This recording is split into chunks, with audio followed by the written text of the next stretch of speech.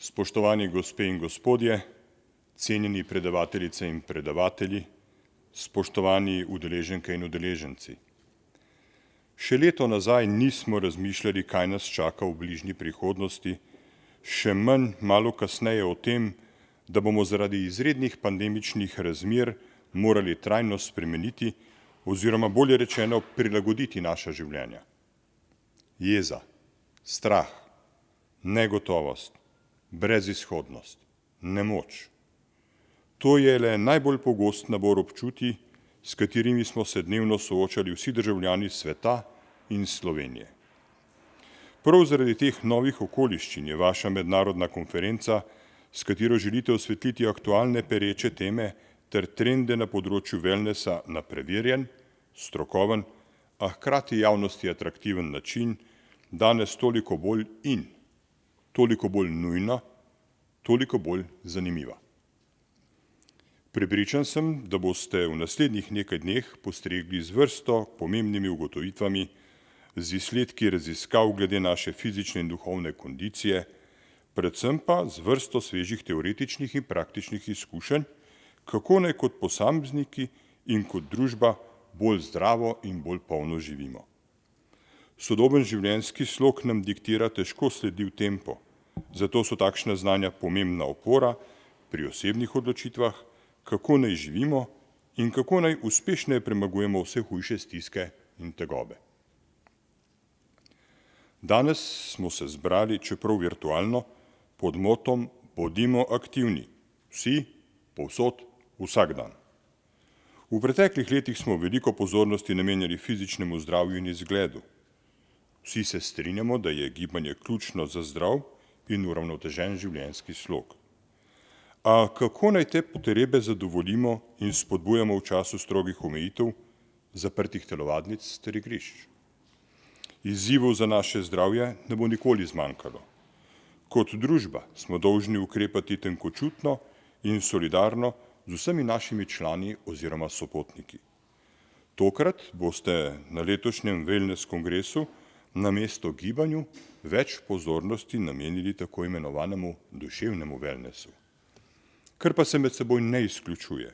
Nasprotno, prepričan sem, da se ti dve veji med seboj odlično dopolnjujeta. Že naši predniki v starem veku so se zavedali, da je za naše zdravje važno imeti zdrav duh v zdravem telesu. Prehiter življenjski tempo, nenehen stres, pritiski od zunaj in znotraj, visoka družbena pričakovanja, tekmovalnost. Vse to se odraža na našem zdravju in počutju in vse več nas je, ki nismo zadovoljni s kakovostjo gibanja in to navkljub vse boljšemu življenjskemu standardu. Porast duševnih motenj, izgorelost in kronična obolelost so alarmantni pokazatelji, da nas nekaj močno oddaljuje od poti, po kateri želimo hoditi. Vsak izmed nas tiho priznava, da je v teoriji vse lepo in prav, a da nam v praksi velikokrat spodleti prav tam, kjer mislimo, da smo najboljši in najbolj pripravljeni. Pravzaprav tisto, kar nas danes najbolj obremenjuje in zapolnjuje, je iskanje harmoničnosti skozi ustrezno in zdravo prehrano, rednim gibanjem, sprostitvijo in spanjem. Da, prav ste slišali. Kot družba smo zaspali mnoge priložnosti oziroma izzive, a kot posamezniki se bojujemo s pravo epidemijo nespečnosti, ki jo je bolezen COVID-19 še povečala in poglobila.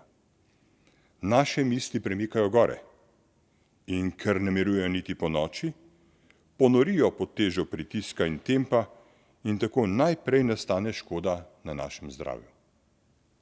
Stari Grki so nam v civilizacijsko zibelko položili obilo modrosti, ki jih moramo danes po več tisočletjih na novo odkriti. Na vratih preročišča v Delfih je bilo zapisano: Gnoti se auton, spoznaj samega sebe. Proces naše osebnostne in osebne rasti je odvisen od različnih dejavnikov, ki jih wellness vključuje kot način življenja. Povedano z besedami organizatorja dogodka, ko vemo, kdo smo, kaj nas veseli in izpolnjuje, kaj si v resnici želimo, postanejo vse okoliščine, del katerih smo, naša izbira in naša odgovornost. Če vsak med nami najprej pri sebi spremeni nekaj na bolje, se bo to poznalo tudi na ravni družbe. Ni kaj več za dodati. Želim vam uspešno delo, razpravo in kar se da prijetno druženje. Ostanite COVID negativni, a maksimalno pozitivni v vsem drugem. Hvala.